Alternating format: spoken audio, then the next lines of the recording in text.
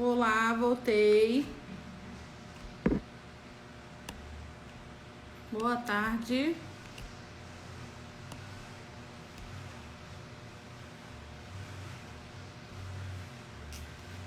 Vamos lá, vou mandar a solicitação para Tatiana. Só um minutinho, pessoal.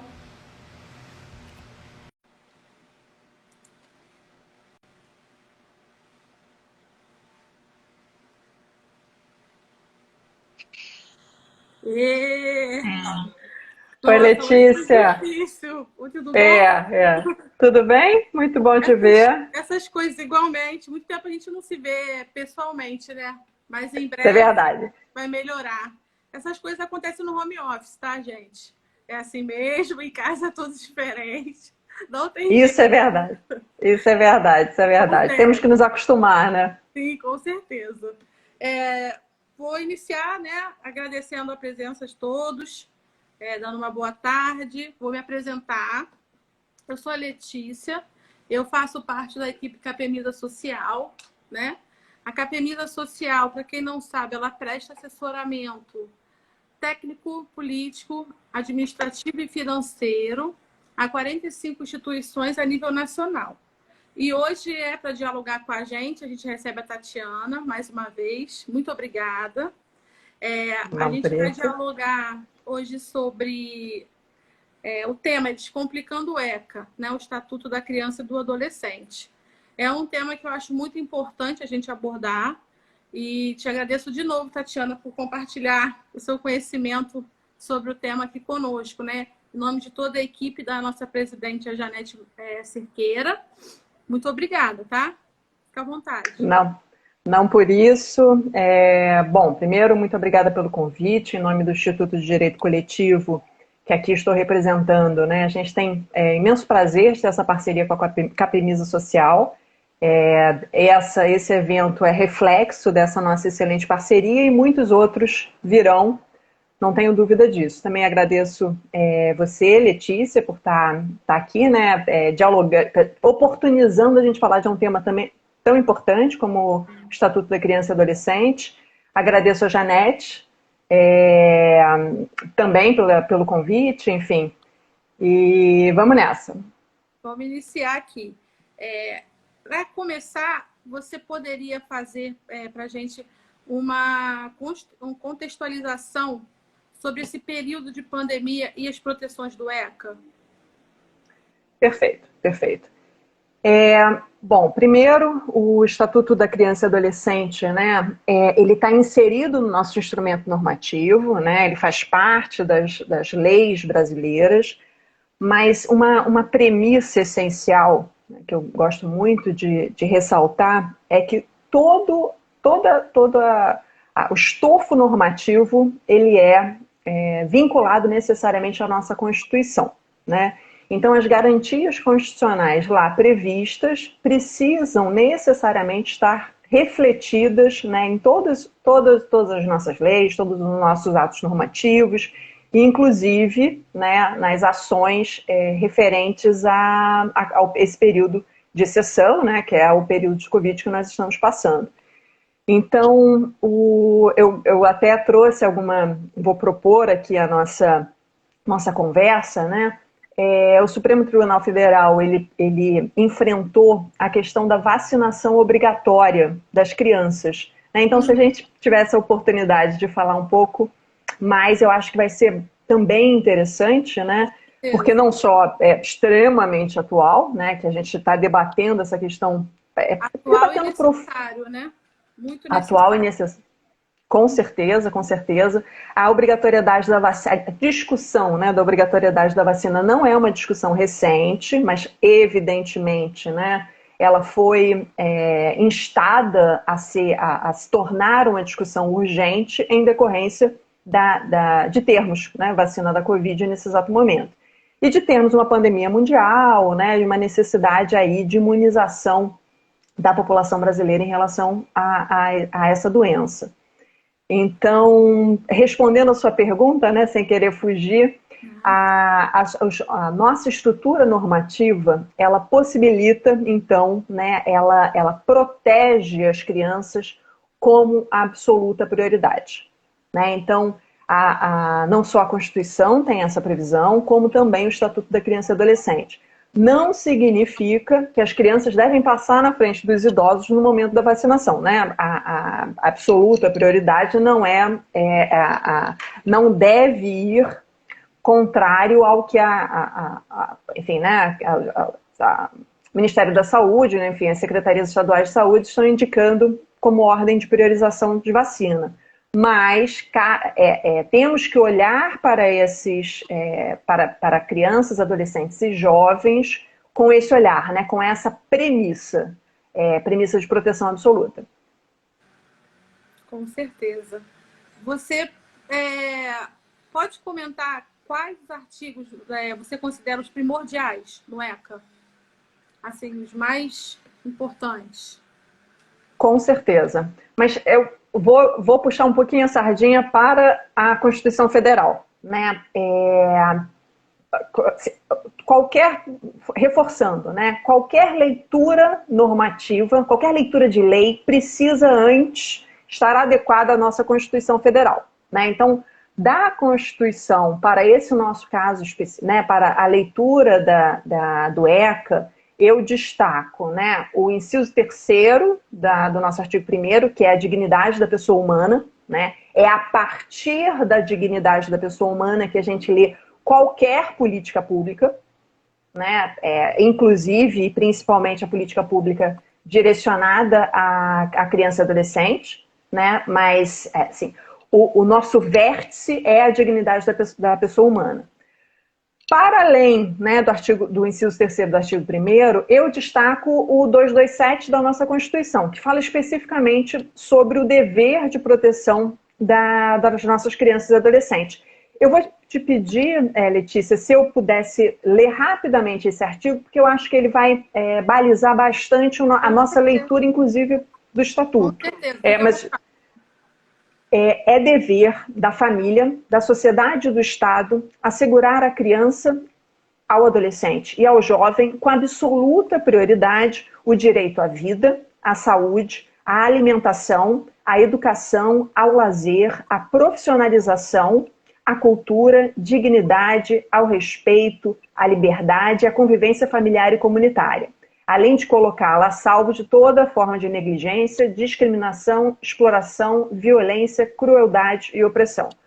O que esse artigo ele nos diz? Né? Primeiro, o direito à educação das nossas crianças, né? Então, e também tem um julgado do Supremo que eu gostaria de mais tarde a gente falar, que é a universalização da creche, né? Que é um tema de repercussão geral e que tem grande impacto, principalmente nesse nesse novo recomeço econômico que a gente vai precisar ter, né? A gente sabe que a ausência de creche impacta diretamente as mães, né? Porque elas não conseguem voltar ao mercado de trabalho ou se inserir no mercado de trabalho em decorrência de não ter com quem deixar o seu filho, né? Apesar de que é dever tanto da mãe quanto do pai, né? Eu ia falar isso. A gente fala da mãe. Exatamente. O que também demonstra um pouco o nosso preconceito estrutural, né? A gente sempre coloca essa carga maior na mãe e deixa, né, para que a gente tenha esses pais um pouco não participativos. Não existe pai... ele ajuda. Não existe ajuda de pai, né? É dever, tanto quanto é para a mãe. Mas então, se a gente pudesse falar um pouco depois também sobre a questão da creche, que está diretamente relacionado com o Estatuto da Criança e Adolescente, mas é uma previsão constitucional, né? Uma previsão expressa, inclusive. Então, essa educação, né? Então, o ECA, ele garante, né, esses direitos, mas como um reflexo da nossa Constituição, né? Então, essa proteção, também para ressaltar, criança não namora e criança não trabalha. Ponto. Né? Não existe outra opção. Mas a minha filhinha com menos de 12 anos está namorando. Não, criança não namora. Né? Essa tendência da nossa sociedade, a sexualização da criança, ela precisa ser repensada. Né? A criança ela tem que ser criança, não pode trabalhar, né? Abaixo de 14 anos não pode trabalhar. Entre 14 e 16 é menor aprendiz, né? Assim, pode trabalhar, mas como menor aprendiz, que é uma condição distinta de trabalho, né? Também tem proteções inerentes ao estado de desenvolvimento desse indivíduo, né? E acima de 16, aí possibilidade de estágio, assim, né? Outras possibilidades, mas também com uma proteção inerente, não presente, não só na Constituição, como também no Estatuto da Criança e Adolescente. Então, em relação então, as proteções... se isso tudo fosse levado a sério, né? Seria Exato. maravilhoso. Exatamente. Mas, lembrando aquele início, né, do artigo 227, cabe à família, ao Estado e nós, da comunidade, garantirmos essa proteção dessa criança e adolescente. Então, nós, mesmo não sendo da família da criança, né, e mesmo não estando diretamente atuando na política pública, também temos o dever de proteção dessa criança. Então, a gente, enquanto sociedade, a gente precisa colaborar para que essa rede de proteção iniciada na Constituição e fundamentada no Estatuto, em outros órgãos, outros instrumentos normativos, eles se concretizem. A gente não pode se esquecer também do papel essencial da comunidade e da comunidade diretamente ali relacionada à comunidade escolar, né? Também é muito importante na proteção dessa criança. Então, esse olhar da criança... né, uma criança que de uma hora para outra passou a ter um comportamento diferente, né, perceptível ali para o educador. Esse educador é uma extensão da proteção desse Estado, né, que ali está diretamente em contato com aquele aluno, né, e pode ser o primeiro... talvez a primeira linha de defesa para aquela criança, né, para aquele adolescente ali, por ter percebido essa mudança de... Claro, né, adolescente também está na fase de mudança, a gente também já foi adolescente, a gente sabe que tem muitos motivos. Tem muitos motivos para mudança de comportamento, certamente. Mas esse educador, né, com um olhar mais apurado, com um olhar protetivo, ele exerce um papel nessa garantia de direitos da criança e adolescente muito, muito significativo, né? E aí, puxando a sardinha novamente para a Constituição, além da educação, além da saúde, por que a saúde também aqui é ressaltada especificamente em relação à proteção dessa criança e adolescente, né? O SUS, né, ele é um sistema único de saúde para todos nós. Mas lembrando que a priorização absoluta dessa criança, né, você tem que ter dentro desse sistema único de saúde elementos que possibilitem ter esse olhar específico para as necessidades dessa criança. Né? Então, sim, tem que ter pediatra, sim, tem que ter... Infelizmente, a gente ainda tem uma gravidez precoce na nossa sociedade, né? Então tem que ter, sim, acompanhamento dessa mãe adolescente. Enfim, tem que ter elementos dentro dessa estrutura de saúde que atendam à demanda desse público. Esse público ele deve ter e ser cuidado de forma especial, né? De forma diferenciada, de forma mais atenta. Com certeza. Então, saindo da Constituição e caminhando para o Estatuto da Criança e Adolescente, especificamente, então são essas garantias, sim, trazidas pela Constituição. Eu acho só uma questão formal, né, essa diferença entre criança e adolescente, que é definida pelo nosso Estatuto da Criança e Adolescente, ele é muito, muito significativo para as consequências que isso decorre, né? Como a gente já falou, criança não namora e criança não trabalha. Então, abaixo de 12 anos, e também criança não comete ato infracional. Porque abaixo de 12 anos, né, existe um conceito jurídico aí, né, por trás, que é da absoluta proteção. Né? Aquele indivíduo ali, ele possui uma capacidade... um incapaz, né? assim como 18, mas existe uma incapacidade para essa criança, né? Até 12 anos completos para cima já se torna adolescente, legislativamente falando, essa proteção ela é uma proteção diferenciada em relação a essa outra faixa de idade, né?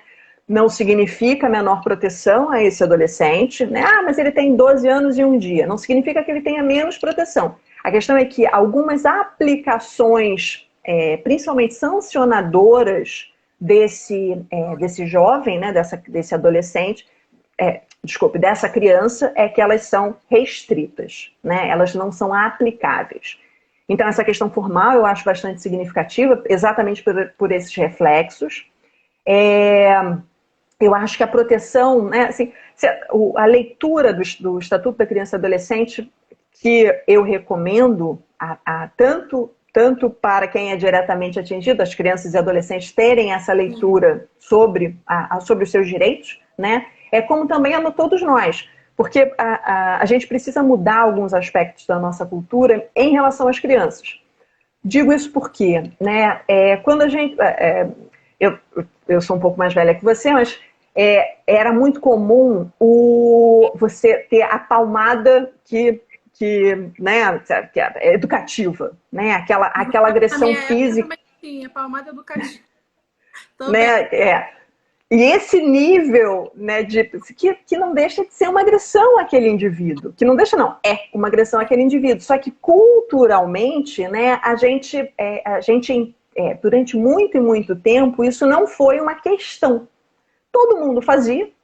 Todo mundo era a forma de educação daquela criança, senão essa criança não tem jeito, né? Assim, então, existia uma hierarquia estabelecida entre, ainda era o pátrio poder, né? E não o poder familiar, que isso muda consideravelmente, inclusive o conceito desse próprio instituto, né? Não é o pai com o poder, que vem do pátrio poder, e sim a família que é responsável pela educação, e sempre em garantia de direitos dessa criança e adolescente, e não pelo interesse dos pais, né? Então, o olhar para essa criança e adolescente é um olhar para o que é a melhor garantia para ele barra ela, né? Claro. Para esse indivíduo, e não o que é melhor na opinião do pai, na opinião da mãe, enfim, não... esse recorte olhar, né, o que pai e mãe acha que é bom, é claro, né, não estou aqui tirando o que é o poder familiar, claro que não. Mas sempre a primeira análise, se é excessivo ou se não é excessivo, para o interesse da criança e adolescente. Essa determinação é válida? Exatamente. O olhar, ele muda, né, a perspectiva do pai e mãe hierarquicamente superior àquele indivíduo, criança, adolescente, e passa do olhar do que é melhor para a criança e adolescente a partir, né, dessa integração com a família. O Estatuto da Criança e Adolescente também estimula, né, a permanência da criança e adolescente no seio familiar ou na família estendida. Isso também é uma certa mudança de entendimento da nossa sociedade, que antigamente a gente entendia, né, que família pobre, o melhor era que a criança fosse adotada, né, dada para as outras famílias, né? Não, mas ela é pobre, ela não tem condições, não. O fato de não ter recursos financeiros não significa que não possa dar condições para aquela criança crescer e desenvolver enquanto indivíduo, que é isso que a gente precisa garantir, né? Então, essa proteção garantida no Estatuto da Criança e Adolescente deve ser bastante festejada, né? Claro.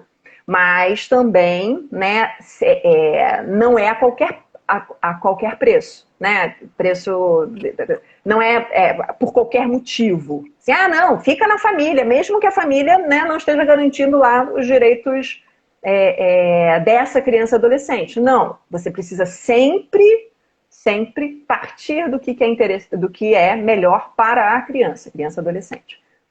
Investigar, então, né? Realmente, né? Entra toda a com equipe, certeza, né? Assistente social, psicólogo, todo o apoio, né?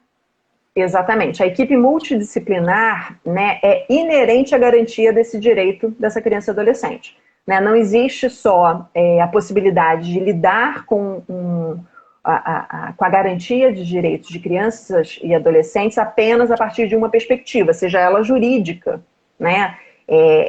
O magistrado, ainda que seja pai ou mãe, né, ele não tem todas as dimensões ali, por ele sozinho, né, disponíveis para que ele julgue da melhor forma aquela criança. Ele precisa sim ser instruído com outros profissionais, com essa equipe multidisciplinar, né, inclusive com assistente social, com psicólogo, lidando com essa criança e adolescente como um agente, como um sujeito de direitos, né, com opinião, com direito a ter opinião, claro, né, que se essa opinião ela for ponderada como contrária ao que seria melhor a ele, ela vai ser considerada, mas ela não vai ser determinante, né, não significa que o adolescente que vá depor numa separação, enfim, né, em relação à guarda.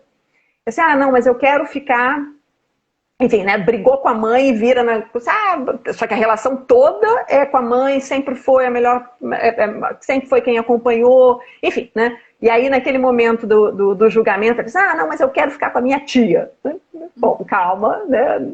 Vamos repensar, vamos entender por que você está trazendo essa questão, né? Tentando não mudar, né, a forma como até aquele presente momento estava sendo desenvolvida, né, no crescimento daquela criança. Perfeito. Olha, Tatiana, eu vou fazer umas perguntas, mas você fica à vontade. Às vezes, de uma resposta, você faz um gancho para outra coisa que você acha interessante. Tá ótimo. Perfeito. Tá tudo certo. Diz uma coisa. Na sua opinião, quais seriam os pontos principais para que, de fato, o ECA seja implementado assim, de forma plena, que funcione? Perfeito. Bom, primeiro, eu acho que nós, enquanto sociedade, precisamos nos conscientizar que nós fazemos parte dessa garantia, né? Essa ideia, né, apenas da família e apenas do Estado é uma ideia limitadora à garantia dos direitos da criança e adolescente, né? Então, nós, enquanto sociedade, nós temos a nossa responsabilidade também nessa garantia. Esse é o primeiro fator, que é uma mudança, inclusive, de cultura, né? E aí, de cultura lato sensu mesmo, né? A gente naturaliza determinadas coisas que elas não devem ser mais naturalizadas.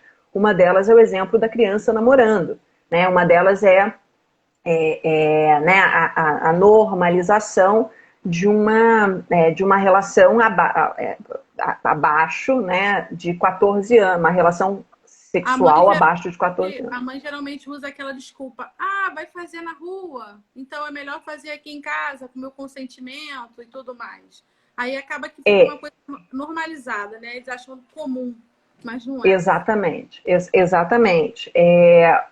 Aí, né, existe uma necessidade dessa família, ela ser uma família que acolhe, claro, né, essa jovem, né, mas também uma família que tem a responsabilidade de educar, né? Uma família que tem a responsabilidade de trazer as informações necessárias para que uma decisão de juventude, né, não impacte naquela vida daquela adolescente, enfim, né, e daquele núcleo familiar também, né?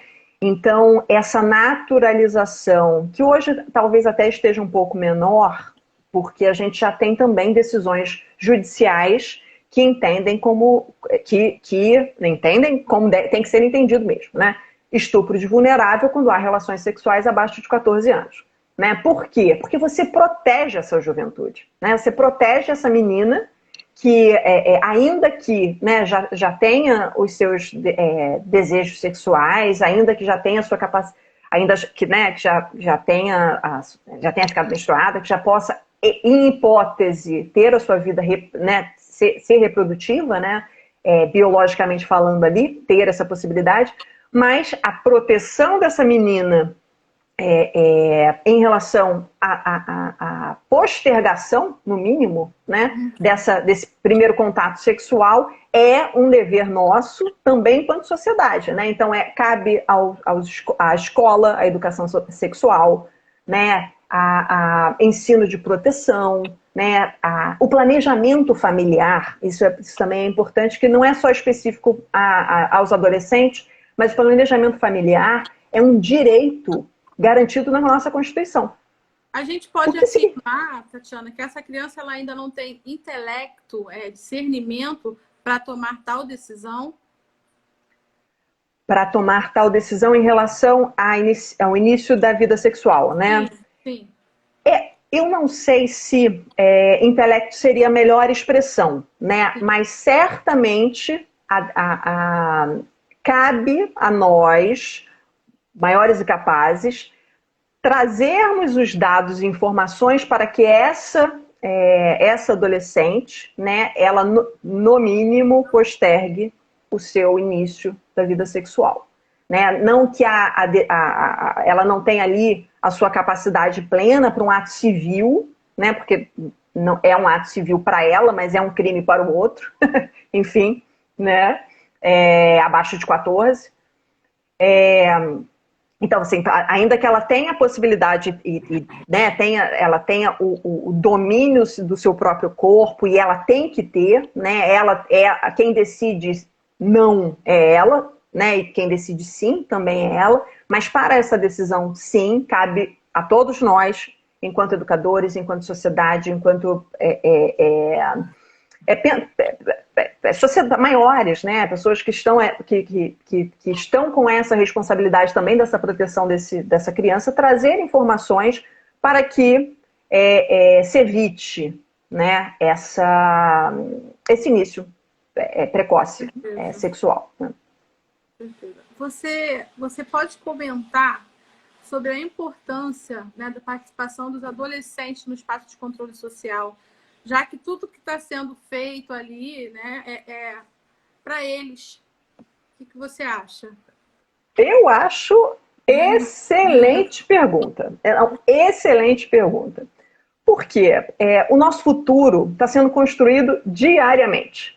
Né? Então, nós, adultos, né, achamos que a gente tem o poder absoluto da certeza, né, e que a gente vai decidir da melhor forma para esse adolescente, porque nós temos a razão. Né? Quando nós não estamos na pele deles, né?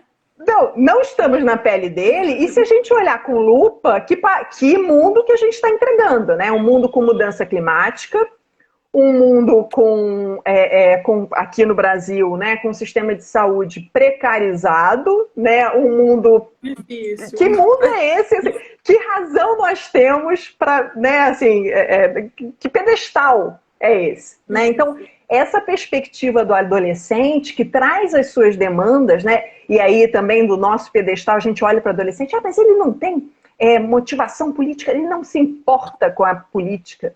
Mas o quanto, digamos, essa política foi colocada de tal forma que seja atrativa a esse adolescente. A gente não pode querer que esse adolescente de hoje ele tenha interesses iguais aos adolescentes de 20 anos atrás. Não tem. Né? Então, a linguagem tem que ser para ele.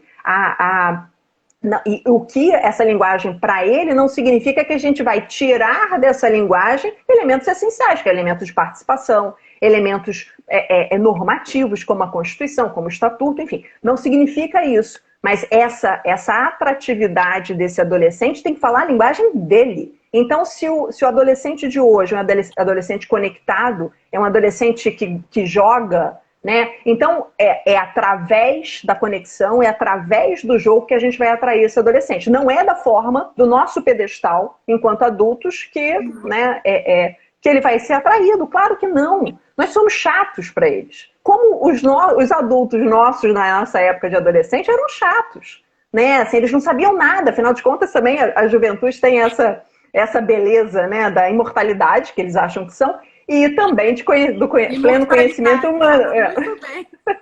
Imortalidade, isso aí. E do pleno conhecimento do mundo, né, no ápice da sua juventude. Claro, todos nós fomos assim em algum momento. Né? Pena que a gente vai perdendo isso um pouco também.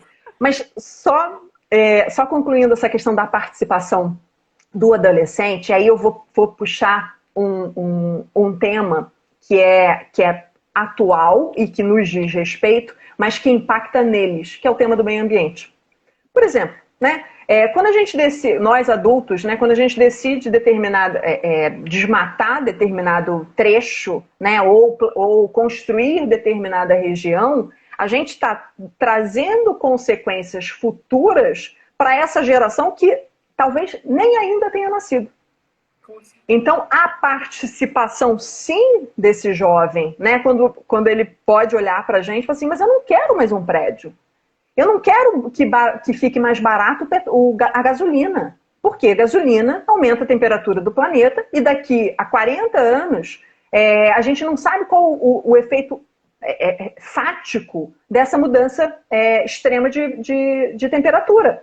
Tudo bem, que daqui a 40 anos até que nós duas estaremos, esperamos, né? Mas, sei lá, daqui a 80 anos, né? Que essa perspectiva temporal para frente, né? O ato de hoje vai causar consequências em tempo futuro, a gente está falando com esse adolescente. É esse adolescente que vai ter que vai ter que estar ali inserido com os elementos necessários para a sua decisão, né, também. Não é oba-oba, isso não, a intenção não é essa, né, é trazer elementos que possam ser ali debatidos, mas dentro da perspectiva. Quem vai estar aqui, quem vai estar no futuro, né? São eles, claro, né? Mas somos nós que estamos decidindo se a gente vai desmatar ou não, se a gente vai incentivar o uso do petróleo ou não, né? Ou não, a energia eólica é caríssima, mas, meu Deus, a gente vai continuar utilizando carvão? É essa opção que a gente vai estar fazendo para os nossos netos? Né? É isso. Então, claro que tem que trazê-los para a discussão. Eles são, e principalmente, que também é uma geração que vem forte nessa questão ambiental. Então, eles trazem essa visão também do vamos compartilhar. Né? Para que essa lógica do seu? Né? Porque a gente tem essa geração, né, o meu carro, o apartamento, o meu. Essa nova geração é o Uber, né? É o Airbnb,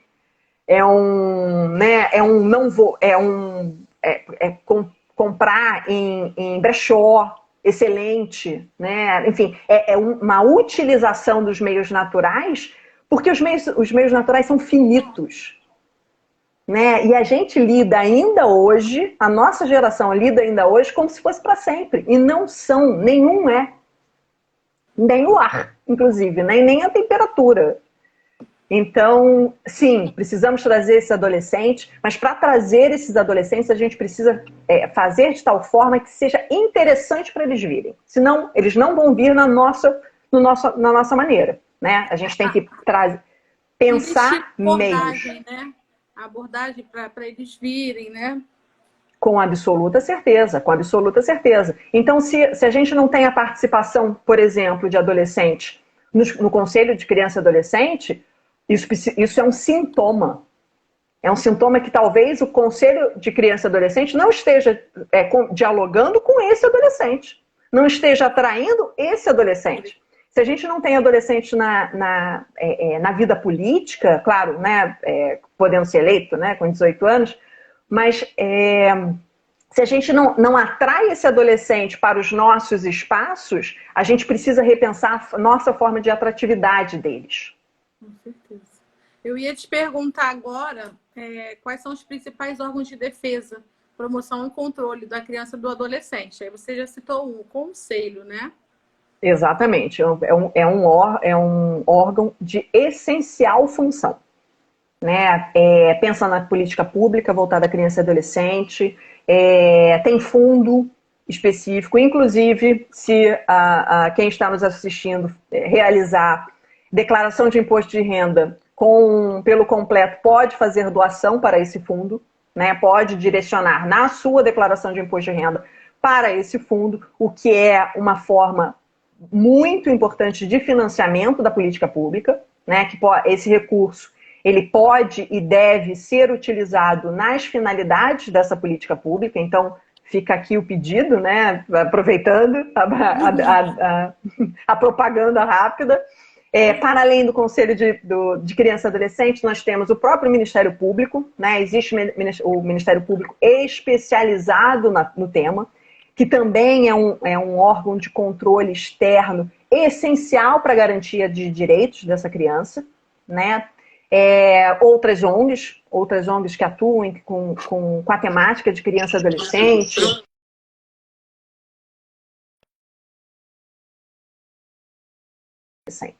Né? Sejam escolas públicas ou privadas. Né?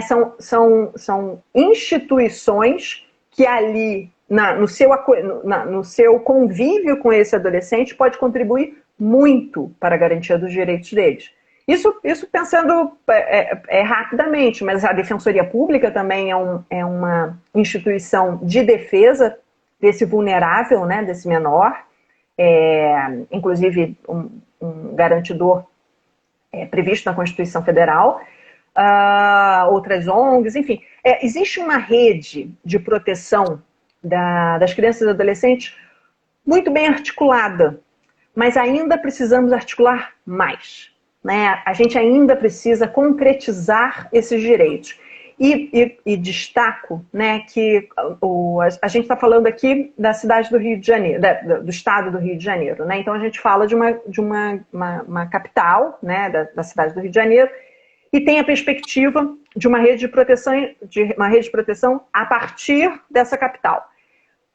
Não necessariamente essa estrutura que nós temos aqui, ela é existente em outras cidades. Né? Então, a gente ainda precisa capilarizar mais essa proteção dessa criança e desse adolescente. Né? Então, fortalecer um outro... Agora me lembrei, né? O Conselho de Alimentação Escolar também protege a criança e adolescente, porque está pensando na nutrição, está pensando dentro de uma perspectiva ali formadora dessa criança e adolescente. O Fundeb, que também tem a mesma finalidade e possibilita também uma remuneração também para os professores, enfim, tem uma política de incentivo e de valorização da educação por trás desse conselho. Enfim, então, já existe rede, né? Já existem diversos atores extremamente capacitados para desenvolver essa proteção do adolescente, mas a gente ainda precisa capilarizar mais, integrar mais e concretizar mais esses direitos. Com certeza. Tatiana, você quer agora falar um pouco sobre as medidas discutidas no STF, sobre a vacina para as crianças, que você falou anteriormente que gostaria? Fica à vontade. Perfeito. É o tema que foi julgado recentemente, né, no final do ano passado. A discussão era se os pais poderiam se negar a vacinar os seus filhos, menores de idade. Né? Então, o que estava em jogo ali? Né? O poder familiar da decisão dos pais, que em primeiro olhar são os responsáveis ali pela garantia daquela criança e adolescente, né? Em autonomia, né, a autonomia do indivíduo, que também faz parte da dignidade da pessoa humana, né, a decisão desse indivíduo, claro, em suporte à decisão desse poder familiar, né, em não tomar essa vacina. O que o Supremo decidiu? Né, que não é inconstitucional, ou seja, que é constitucional, que a vacina para menores de idade, ela pode ser, sim, obrigatória. Mas significa que vai ser que nem a revolta da vacina lá do início do século XX, vai arrastar a pessoa? Não, né? Mas fazendo parte da carteira de vacinação dessa criança, tem todas as consequências, né, pelo não cumprimento dessa vacinação. Né? Então, potencialmente, os pais podem deixar de receber, enfim, né, os auxílios assistenciais, né, desde que quando vinculados ali à demonstração da vacinação, né? Do cumprimento da obrigação da vacinação desse menor. Então, quando o Supremo enfrenta essa questão, ele também nos possibilita pensar qual que é o limite do poder do Estado, né? Porque está ali determinando a obrigatoriedade dessa vacina, no caso específico, a Covid, que nos diz agora diretamente respeito, mas a gente tem vacinas obrigatórias né, no nosso plano de vacinação desde sempre, né? A BCG, enfim, né? Você tem por quê? Porque o fato de vacinar esse indivíduo, ele também repercute na proteção da comunidade, né? Que é o que se fala tradicionalmente da proteção de rebanho, né? Então, porque algumas pessoas, né, elas podem não ser vacinadas por questão de saúde. Aqueles que têm alguma alergia grave ou alguma doença enfim, né, alguma questão de saúde que não possibilita que ele seja vacinado. Mas se o seu redor estiver vacinado, ele, mesmo não vacinado, também terá sua proteção. Então, quando o Supremo enfrenta essa questão, ele está dizendo, olha, pai e mãe, a gente não está tirando o seu poder familiar, a gente não está restringindo a sua autonomia de decisão. Entretanto, a gente está afirmando para você, né, você família, lato sensu, e você sociedade, que existem valores constitucionais que eles devem ser protegidos. E para essa proteção, nesse caso específico, né, após aprovação pelos órgãos de controle, né, Anvisa, enfim, né, não é vacinar qualquer vacina. Não é qualquer coisa, né? Que seja uma vacina que tenha passado por todo o procedimento de aprovação, por toda né, as questões burocráticas necessárias que garantam também que é a segurança, né, dessa vacina, enfim. Passando por tudo isso, sim, o menor, o pai, na verdade, né, pai e mãe, é obrigado sim a vacinar essa criança. Não tem esse poder de decidir pelo simples fato de decidir, porque eu não quero, né, que essa criança não vai ser vacinada. O que, considerando, né, os terraplanistas, é bastante importante nesse momento. Com certeza. E se o pai, Tatiana, se negou, meu filho não vai ser vacinado, como que procede? O que acontece? Bom, se for demonstrado, né, que a não vacinação desse menor, né, não está atendendo ao interesse desse menor, aí um atingimento, o menor e da comunidade ali ao redor, né, atinge aos direitos ali garantidos a ele e, potencialmente, né, esse pai passando pelo legítimo processo legal, né, havendo investigação, havendo todo o acompanhamento necessário, né, esse pai barra mãe pode vir, inclusive, a perder o poder familiar. Nossa, com certeza. Deixa eu ver passado aqui. Todo o processo, né? Não tô agora não vacinou, vai perder. Não é isso. Tem que... Deixa eu dar uma olhadinha aqui que tem perguntas. Só um minutinho. Claro. Já agradeço as perguntas. Enquanto eu olho aqui, eu tinha aqui para você responder sobre o Conselho Tutelar. Qual é a função do Conselho Tutelar de acordo com o ECA? E se você puder fazer um gancho sobre as medidas socioeducativas. Alguma coisa assim, por favor. Perfeito.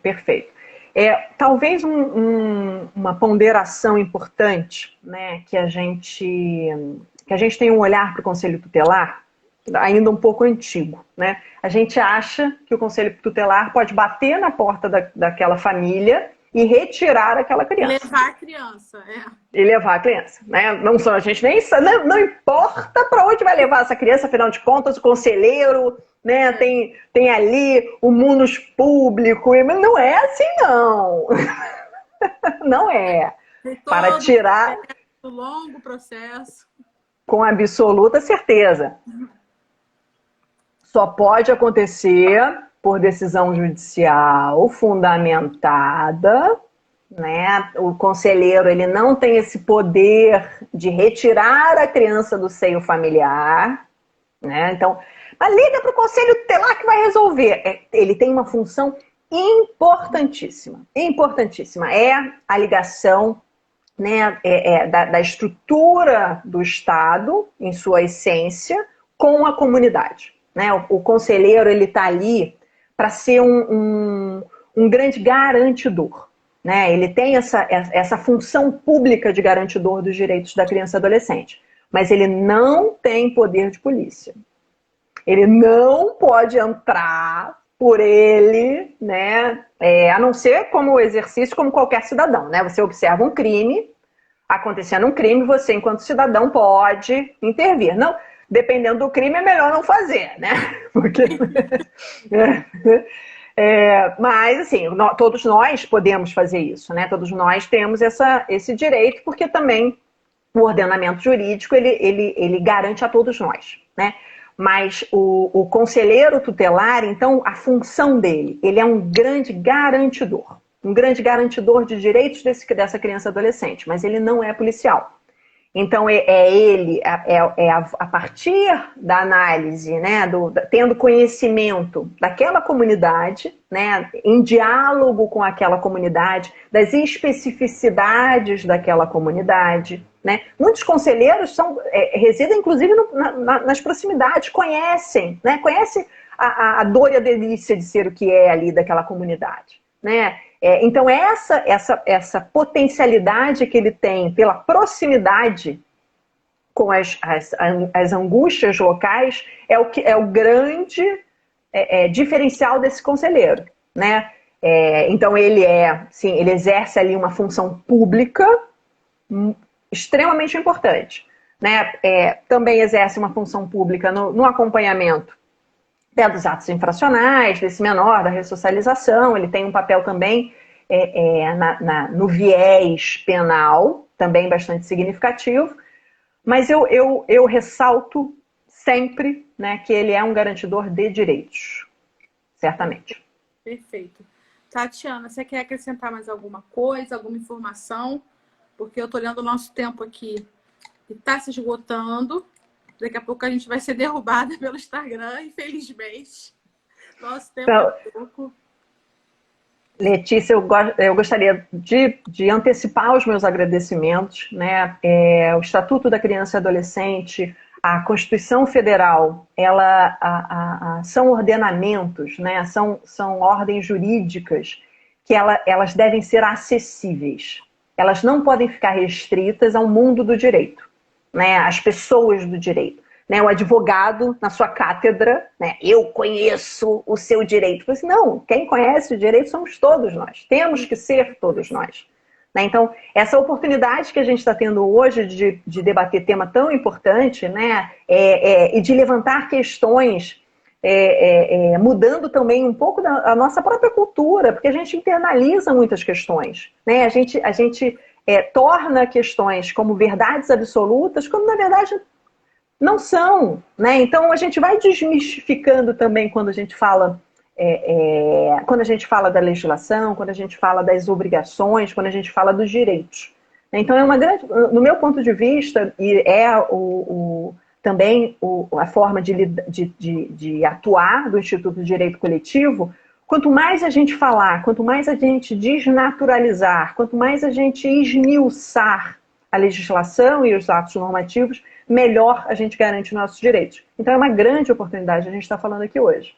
Com certeza. Eu espero que essa live tenha instigado as pessoas, né, que assistiram a ler o ECA, né, a se aprofundar e conhecer mais, porque vale a pena, com certeza, né, para todo mundo, para toda a sociedade, né? Contribui bastante. Com certeza. Com certeza, obrigada, com certeza. Tatiana. Te agradeço sempre, mais uma vez, né? E espero que você possa estar com a KPMISA outras vezes. Muito obrigada. A nossa equipe toda te agradece, a nossa presidente, a Janete, também. E a live foi, assim, ótima, muito esclarecedora, adorei. Muito obrigada, viu? Eu também adorei estar aqui, adorei revê-la. Mande beijo para todas. Só a última fala, juro que para a gente encerrar, se você olhar um direito, né, alguma coisa, alguma determinação para a criança, para fazer obrigação, enfim, sempre passe pelo filtro se essa obrigação ela atende ao princípio da dignidade da pessoa humana.